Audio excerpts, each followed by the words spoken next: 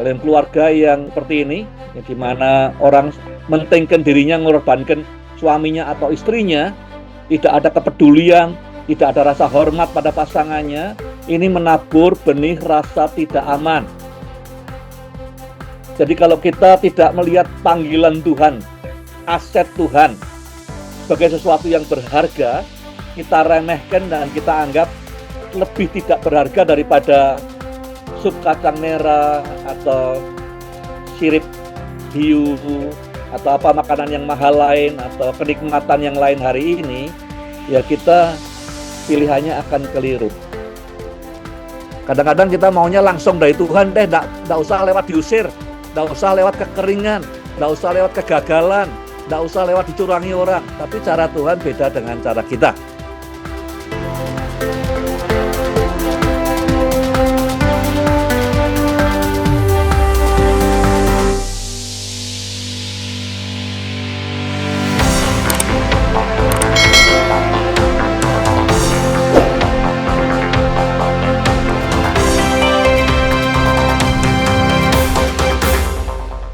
Kejadian 25-26 ini, kepemimpinan yang hebat selalu ditopang oleh strategi yang bagus. Kita akan banyak bicara soal strategi. Strategi itu apa sih? Strategi itu choices. Jadi kalau kita mau pergi misalnya dari Jakarta ke Surabaya, ya, ada beberapa cara mencapai Surabaya. Bisa naik pesawat, bisa naik mobil, bisa naik kereta yang mana, jam berapa, itu semua namanya strategi. Pilihan untuk kita menuju ke satu realitas yang berbeda. Ya, entah itu geografis, entah itu kondisi sosial, atau hal-hal yang lain. Tapi strategi sesungguhnya kata sederhananya adalah pilihan, choices. Ya, dalam kehidupan ini menuju ke tujuan yang kita mau pergi. Yang pertama, di pasal 25-26 ini ada strategi untuk membangun kepemimpinan di dalam Roma, ya, yang saya pelajari. Jadi poin pertama atau topik pertama, bagaimana membangun kepemimpinan di dalam Roma atau dalam keluarga. Ada 3 poin saya. Jadi saya lihatnya dari sudut negatifnya, tapi nanti implikasinya ke positifnya. Yang pertama, secret, merahasiakan sesuatu, menyembunyikan, tidak ada komunikasi yang terbuka atau penuh niat antar suami istri. Kalau itu terjadi, maka itu akan menabur benih penyesatan, penipuan, kecurangan dalam diri anak. Kejadian 25 ayat 23, ayatnya berbunyi, firman Allah kepadanya, 2 bangsa ada dalam kandunganmu, 2 suku bangsa akan berpencar dari rahimmu. Suku bangsa yang satu akan lebih kuat daripada yang lain, dan anak yang tua akan menghamba kepada anak yang muda. Jadi Tuhan sudah berbicara kepada Ribkah. Ya, waktu Ribkah sedih, stres, kenapa anaknya bertolak-tolakan, Tuhan berkata firman ini. Jadi dia sudah tahu Ribkah sebelum anaknya lahir bahwa yang bungsu, yang lebih muda, yang akan mewarisi hak kesulungan, yang akan menjadi tuan atas anak yang lebih tua. Tapi kelihatannya, ya, dan menurut beberapa penafsiran-penafsiran yang umum di antara orang-orang Yahudi, Ribkah tidak memberitahu ini kepada Ishak. Waktu Ribkah datang ke tanah Kanaan, ya, kemudian dijemput oleh Eliezer, kemudian lihat dari jauh, lihat Ishak, maka dikenakanlah telegong. Telegong itu untuk nutup mulutnya dan hidungnya. Memang secara tradisi di Timur Tengah, untuk pasangan yang belum menikah, perlu itu adatnya begitu. Ya. Tetapi menurut banyak penafsir, termasuk salah satunya Rabbi Yohanan, Sakh yang sangat dihormati, dia berkata semestinya ada arti rohaninya. Kenapa Ribkah disebut di Alkitab menutup mulutnya, yang sebagian mukanya dengan kain itu. Menurut mereka ini pertanda bahwa sejak ketemu pertama seperti ada gap, ya, gap komunikasi. Jadi gap komunikasi ini kita lihat kemudian bagaimana Ribkah menolong Yakub untuk menipu Ishak bapaknya, ya. Tapi kalau ada di antara suami istri ada rahasia-rahasiaan, ya, tidak ada saling percaya, maka dampaknya ke anak-anak apa? Akan muncul penyesatan, penipuan, kecurangan, tidak jujur dan segala macam. Seperti yang kemudian kita lihat di hidup-hidup kemudian daripada Yakub. Dan Yakub jadi korban penipuan kemudian karena dia menipu bapaknya, dia jadi korban, ditipu oleh Laban, ditipu oleh anak-anaknya soal Yusuf dan seterusnya. Jadi kalau sudah ingin membangun pemimpin dari anak-anak saudara, hindari belajar dari Ribkah dan Ishak. Tidak boleh ada rahasia di antara suami istri. Ya, kecuali satu. Ya, kalau sampai kejadian di mana suami dipercaya, dia konseling dengan orang sebagai hamba Tuhan, orang itu ada masalah yang rahasia sekali dan dia percaya pada bapak ini atau saya atau siapa, maka ya kita pegang kepercayaannya, kita tidak share kepada siapapun juga. Ya, tapi lewat itu semua urusan dalam keluarga, bukan rahasianya orang lain yang dibocorkan, tapi urusan dalam keluarga tidak ada yang boleh dirahasiakan atau disembunyikan. Semakin banyak yang disembunyikan kong kali kong, yang rugi bukan cuma suami istri, anak yang dibesarkan akan deceitful. Ya, hidupnya akan terus dikitari oleh ditipu atau menipu seperti Yakub. Yang kedua, dikatakan di dalam pasal 25 ayat 28, Ishak menyayangi Esau karena dia suka makanan hasil buruan Esau. Namun Ribkah menyayangi Yakub. Yang diharapkan anak-anak kita itu kasih yang tulus, bukan pilih kasih. Gitu. Jadi favoritism itu atau tidak fair akan menghasilkan benih perseteruan, persaingan yang tidak sehat antara anak-anak. Saudara yang sudah pernah, yang sudah jadi orang tua, hal yang paling menyedihkan ya sebagai orang tua kalau lihat anaknya bertengkar sendiri, kakak dengan adik bertengkar sendiri, itu paling menyedihkan buat orang tua. Dan itu yang menghasilkan ya orang tua sendiri seringkali karena play favoritism gitu, tidak adil ya atau pilih kasih. Jadi kalau sampai ada seorang anak berkata, aku berdoa supaya Tuhan beri aku kepandaian seperti kakakku supaya juga disayangi oleh ayahku, itu sudah berarti salah dalam keluarga ini. Pilih kasih akan menghasilkan anak yang bertengkar sendiri, bersaing sendiri, kompetisi sendiri yang tidak sehat. Jangan ke sana kalau mau membangun pemimpin dari anak-anak saudara.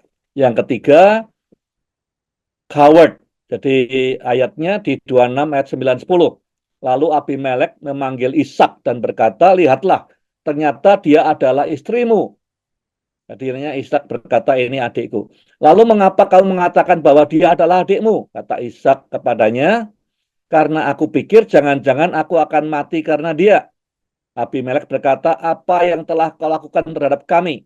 Mudah sekali bagi salah seorang dari rakyatku ini berbaring dengan istrimu sehingga kamu mendatangkan sebuah kesalahan besar atas kami. Jadi coward, satu pengecut, ya, dia mikir mementingkan keselamatannya dengan mengorbankan dignitas dan keselamatan istrinya. Itu coward, ya, pengecut dan disrespectful. Dia tidak menghormati istrinya sedemikian rupa. Dalam keluarga yang seperti ini, ya, di mana orang mentingkan dirinya, mengorbankan suaminya atau istrinya, ya, tidak ada kepedulian, tidak ada rasa hormat pada pasangannya, ini menabur benih rasa tidak aman. Saudara tidak perlu ngajar anak saudara, saudara menyakiti istri saudara, itu sudah menghancurkan rasa amannya. Ya, saudara tidak usah mukuli suamimu, tapi berlaku tidak respectful, ngomongkan kejelekannya depan orang lain sudah menghancurkan identitasnya. Jadi ini yang dibuat oleh Ishak dengan Ribkah sehingga security-nya Yakub, ya, Esau jadi hilang, terganggu, berkurang. 3 hal ini yang saya belajar dari 25-26, ya. Jangan sampai seperti ini, ya. Kalau mau membangun anak-anakmu jadi pemimpin yang baik. Satu, main kucing-kucingan, suami istri nyimpen rahasia, ya. Sembunyikan kebenaran, tidak ngomong terbuka. Dua, favoritism, pilih kasih. Dan yang ketiga, tidak hormat pada pasangannya dan coward, pengecut. Alkitab di Mazmur berkata, diam itu emas. Tapi dari sini kita belajar, diam tidak selalu emas. Kalau saudara tidak ngerti, ya lebih baik diam.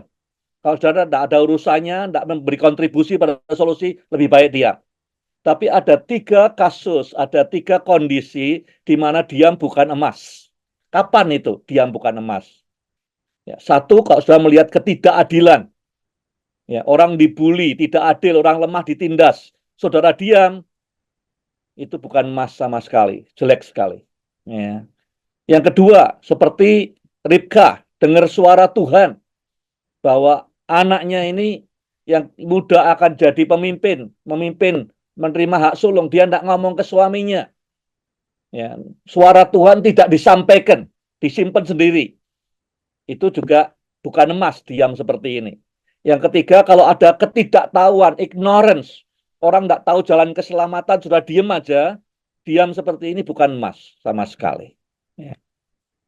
Topik kedua, 4 aspek dari strategi yang bagus. Kembali saya melihatnya dari kesalahan-kesalahannya Esau, pilihan-pilihan yang keliru. Jadi kita ambil sebaliknya, jangan ngikuti jalannya Esau. Ya, tapi saya sebutkan tadi judulnya ada 4 aspek daripada strategi yang bagus. Esau dalam hidupnya milih 4 hal yang jelek, ya, untuk membangun strategi yang bagus. Pilihan-pilihan yang keliru. Nomor 1, dikatakan dalam Kejadian 25 ayat 32, kata Esau, ya, sebentar lagi aku mati. Apakah gunanya hak kesulungan itu bagiku? Jadi dia tidak lihat ke depan, dia tidak lihat vision, tidak lihat the future. Ya. Tidak memiliki visi ke depan. Esau memilih untuk kepentingan saat ini daripada pencapaian masa depan. Dia fokus dan memberikan prioritas pada apa yang ada di depan matanya saat ini, bukan masa depannya. Nah, banyak kita tiap hari menghadapi pilihan ini.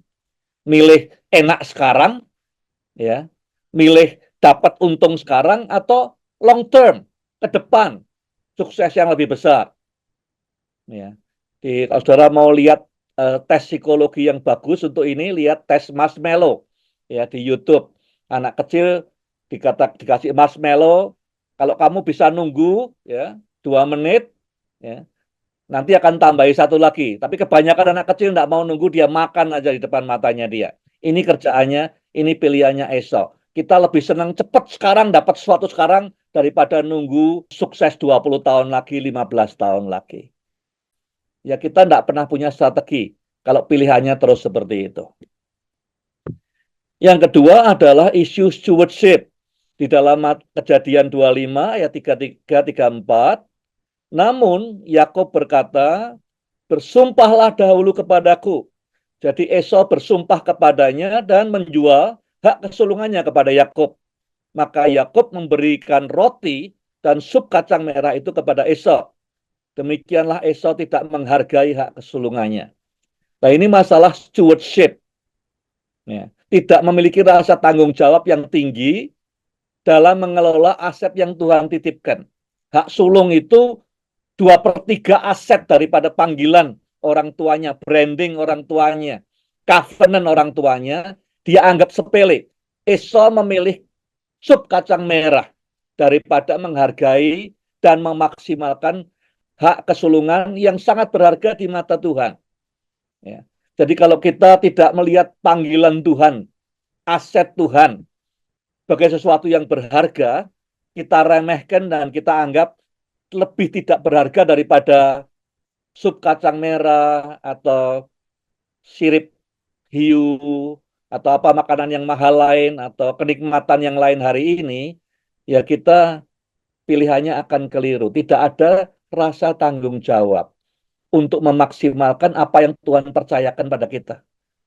Baik itu uang kita, baik itu waktu kita, baik itu pikiran kita, network kita, tenaga kita, apapun yang kita punya, ya kita sebagai yang sulung di antara semua, kita adiknya Tuhan Yesus, kalau itu tidak dimaksimalkan, kita sama dengan Esau, ya milih sup kacang merah, tidak ngelola dengan baik hak kesulungan yang hanya Tuhan yang bisa berikan.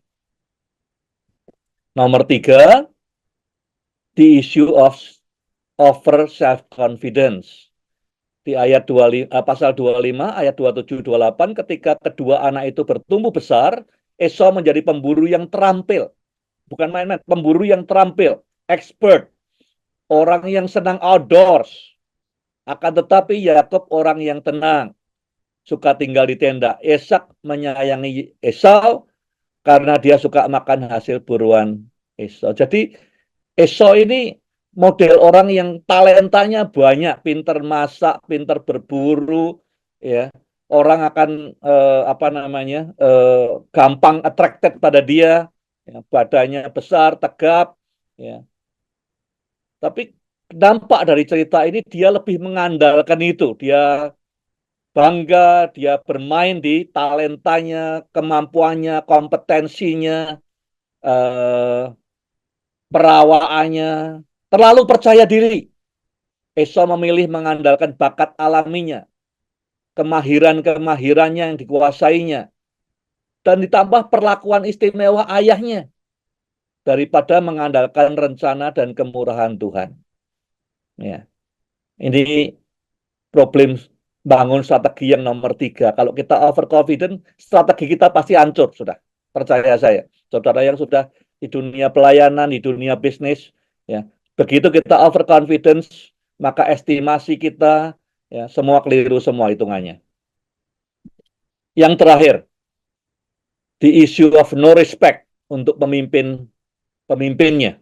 Ya, di dalam Kejadian 26 ayat 34 35, ketika Esau berumur 40 tahun, dia menikah dengan Yudit dan Biri, orang Het, orang dan Basmat, orang Elon, orang Het juga, yang mendukakan hati Ishak dan Ribkah. Jadi tidak ada rasa hormat dari Esau kepada pemimpinnya. Pemimpinnya siapa? Tuhan dan Ishak, bapaknya, ya juga ibunya. Jadi dia menikah, dia tahu bapak ibunya tidak suka, Tuhan tidak suka, tapi dia jalan terus maunya sendiri. Tidak ada respect, tidak ada care buat pemimpinnya. Tentu dia tahu ya bahwa menikahi orang penyembah berhala itu akan menyakiti hatinya Tuhan. Itu bukannya contoh yang dikerjakan oleh kakeknya Abraham, itu akan menyakiti hati bapak ibunya, tapi dia jalankan terus. Kalau orang pemimpin tidak pernah memahami bagaimana menghormati pemimpinnya, ngatur strategi semuanya isinya rebellion semua, ya pemberontakan semua. Esau memilih untuk tidak anggap penting harapan dari Tuhan dan orang tuanya. Dia menikahi 2 perempuan Het, bangsa yang menyembah berhala, yang kemudian dimusnahkan oleh Tuhan. Jadi itu 4 hal yang dikerjakan Esau, sehingga dia tidak punya strategi sama sekali. Pilihan-pilihannya buruk sama sekali. Karena 4 hal ini. Satu, dia lebih melihat now and here, sekarang daripada masa depan. Tidak ada visinya. Kedua, tidak tanggung jawabnya untuk mengelola apa yang Tuhan titipkan. No stewardship. Yang ketiga, overconfidence dengan kemampuannya sendiri. Dan yang keempat, tidak mengenal respect pemimpinnya. Rebellion. Tidak ada care, tidak ada respect. Jadi kalau kita mau bangun segi yang bagus, hindari 4 hal ini. Oke. Banyak orang yang saya kenal ya di Indonesia maupun di mana yang kekurangan rasa percaya diri, yang minder, inferior, ya, rasa kurang percaya diri. Nah, mungkin ada di antara kita juga. Banyak orang lain menunjukkan sikap percaya diri yang kelebihan. Ya, saya juga ketemu. Ada juga beberapa, mungkin tidak banyak, yang hidup dengan rasa percaya diri yang sehat, yang cukup. Tidak over dan tidak kurang. Jadi melihat apa yang dia kerjakan sebagai anugerah Tuhan. Tapi confidence karena anugerah Tuhan. Bukan overconfidence. Confidence karena anugerah Tuhan. Pertanyaannya untuk direnungkan. Refleksi itu artinya lihat ke dalam masing-masing. Yang manakah saudara hari ini? Apakah termasuk yang ya atau hari-hari ini sedang overconfidence atau kurang percaya diri, lihat di depan saudara, atau saudara sedang merasa pas, gitu ya, confidence-nya pas-pasan.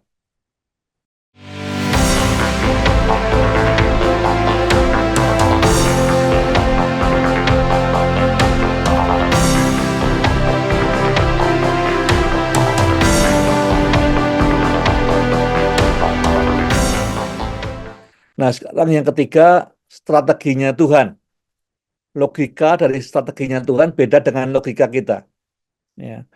Banyak kali logikanya Tuhan itu tidak dimengerti, tapi logis buat Tuhan.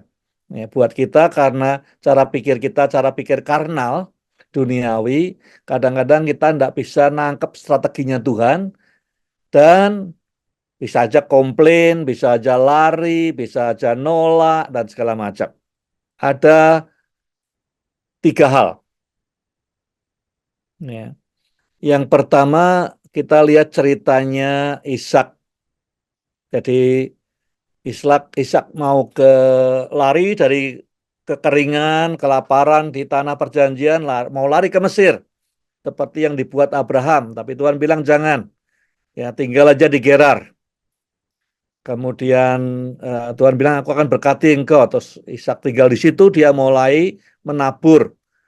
Kejadian 26 ayat 12-13, Ishak menabur di tanah itu di Gerar. Dan dia memanen 100 kali lipat pada tahun yang sama. Tidak bisa bayangkan, sudah bisa bayangkan ya. Dia menuai 100 kali lipat, bayangkan.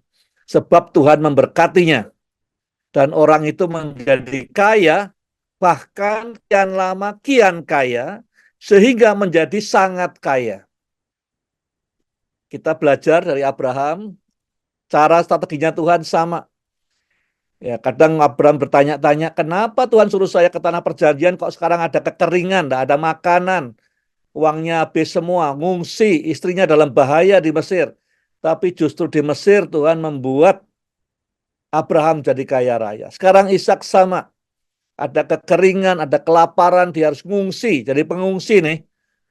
Pikirnya dia akan mengalami seperti Abraham, ya. Cara Tuhan itu beda-beda. Tuhan bilang jangan ke Mesir, di Gerar sini saja. Tapi Gerar tidak sesubur Mesir. Tapi Gerar tidak sekaya Mesir. Gimana? Tapi Tuhan tetap kamu tinggal di Gerar. Yang di padang gurun ini tetap di sini aku akan memberkati engkau. Dia nabur di padang gurun. Tahun itu saja 100 kali lipat. Dikatakan dia menjadi kaya, makin lama makin kaya, dan menjadi sangat kaya sekali. Tidak masuk akal ya semestinya. Kalau dia ke Mesir mungkin lebih masuk akal gitu. Tapi sudah kekeringan, ya kelaparan, ngungsinya bukan ke tempat yang kaya seperti Mesir, di Gerar saja. Tapi Tuhan memberkati. Jadi Tuhan memakai masa kering, masa kelaparan, kesulitan untuk melimpahi Ishak dengan berkat yang luar biasa. Logikanya Tuhan kadang tidak masuk logika kita.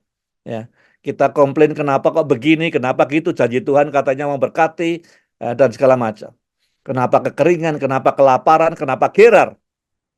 Tapi Tuhan pakai apa yang dialami oleh Ishak dan keluarganya, kekeringan, kelaparan, kekurangan, jadi pengungsi, untuk kemudian sebagai alat Tuhan memberkati Ishak. Ya. Yang kedua, di dalam Kejadian 26, 17, 18, lalu Ishak pergi dari sana. Dia mendirikan tenda di lembah Gerar. Jadi dia diusir. Karena dia kaya sekali, powerful sekali, maka Abimelek dan pembesar-pembesarnya bilang, sekarang kamu sudah lebih berkuasa, lebih kuat daripada kami. Lebih baik tinggalkan kami. Ya. Terus dia diusir, ditolak dari tanah Gerar. Lalu Ishak pergi dari sana, dia mendirikan tenda di lembah Gerar dan tinggal di sana. Kemudian Ishak kembali menggali sumur-sumur yang digali zaman Abraham dulu. Ya, mungkin 50, mungkin 100 tahun mungkin 80 tahun yang lalu, yang telah ditutup oleh orang Filistin setelah kematian Abraham. Ya. Jadi dulu pernah Abraham, bapaknya, gali banyak sumur. Sumur, saya sudah ceritakan di pasal sebelumnya, itu adalah revenue yang luar biasa di padang pasir. Ya, sumber air, sumur itu kekayaan yang luar biasa, berkat Tuhan yang luar biasa. Tidak di tempat-tempat lain, di padang pasir, di padang gurun, sumber air itu luar biasa. Nah, Ishak diusir oleh Abimelek, oleh orang-orang di Gerar. Kamu pergi dari sini. Ini masalah rejection, penolakan. Penolakan itu menyakitkan sekali. Ya. Sudah pernah merasa tertolak, wah sakit sekali. Ya. Kadang-kadang orang yang pensiun itu merasa tertolak, orang yang eh, dikeluarkan dari tempat kerja merasa tertolak, orang yang ditolak sama pacarnya atau ditolak oleh perempuan atau laki-laki yang dia kasih merasa tertolak, orang yang dititipkan ke panti asuhan merasa tertolak, banyak orang tertolak. Ishak ditolak, kamu tidak boleh di sini, pergi. Tapi melalui peristiwa penolakan dan pengusiran, Tuhan menuntun Ishak untuk menemukan warisan yang berharga yang selama ini dia tidak tahu. Ya. Dia tinggal jauh dari sini, dia pusat di tanah perjanjian. Jadi lewat diusir, dia tinggal sementara di lembah Gerar, dia menemukan warisan dari bapaknya, sumur-sumur yang dulu digali oleh Abraham, kekayaan yang sumber air yang luar biasa. Ya. Jadi kadang-kadang kita tidak tahu, ya, ditolak, tertolak, gagal, ya, merasa tidak berguna. Justru dalam kasus Ishak, oleh itu dia bisa menemukan warisan yang luar biasa yang dia tidak tahu dari bapaknya dulu. Ya. Bisa terjadi dalam kehidupan saudara dan saya juga. Tidak masuk akal. Kenapa jalannya harus lewat diusir? Kalau tidak diusir, dia tetap tinggal di Gerar terus sampai selamanya tidak ketemu warisannya Abraham, sumur-sumur tadi. Yang ketiga, yang terakhir, dikatakan dalam pasal 26 ayat 21, 22, kemudian mereka menggali sumur yang lain. Tapi orang-orang itu juga mempertengkarkannya. Maka Ishak pun berpindahlah dari sana. Lalu digalinya perigi yang lain. Maka tiada mereka itu berbantah-bantah akan sebabnya. Maka dinamailah Rehobot. Katanya, artinya Rehobot itu sekarang diberi Tuhan keleluasaan, kelapangan akan kita, space. Ya. Maka boleh kita bertambah-tambah atau berbuah lebat di dalam negeri ini. Nah, Ishak bersama orang-orangnya dicurangi terus. Setelah dia dapat sumur-sumurnya Abraham, dia pikir mau gali sumur-sumur baru lagi. Karena dia kaya raya, ternaknya banyak, warisannya tidak cukup, dia gali sumur lagi. Gali pertama kali, dia dipertengkarkan, ya, di mistreatment, dibully, eh, diaku sama orang lokal itu punya mereka. Gali yang kedua, gitu lagi. Nah, untung dia tidak menyerah. Bisa aja dia menyerah, percuma gali lagi. Nanti direbut lagi. Tapi dia tidak menyerah, dia tekun. ya, dicurangi berkali-kali, tapi Ishak tekun Tuhan memakai, Tuhan menuntun sehingga dia ketemu tempat yang namanya Rehobot, sumur yang namanya Rehobot. Yang artinya apa? Keleluasaan, space, ruang gerak yang cukup untuk berbuah makin lebat. Nah, kadang-kadang kita ini marginnya kecil, semua kita sibuk, tidak sempat mikir, tidak sempat waktu banyak bersekutu dengan Tuhan, terima inspirasi. Kita doa terus tiap hari, Tuhan berikan visimu, berikan planning rencanamu masa depan, tapi kita tidak pernah punya waktu lama untuk tinggal karena kita semua sibuk. Rehobot, saudara butuh rehobot, butuh space, butuh ruang dalam jiwamu. Tidak penuh dengan semua persoalanmu, baik pelayanan, baik bisnis, ada space untuk bisa mikir strategi untuk pelayanan atau untuk pekerjaan yang makin bertambah-tambah buahnya. Jadi logikanya Tuhan lain dengan logika kita.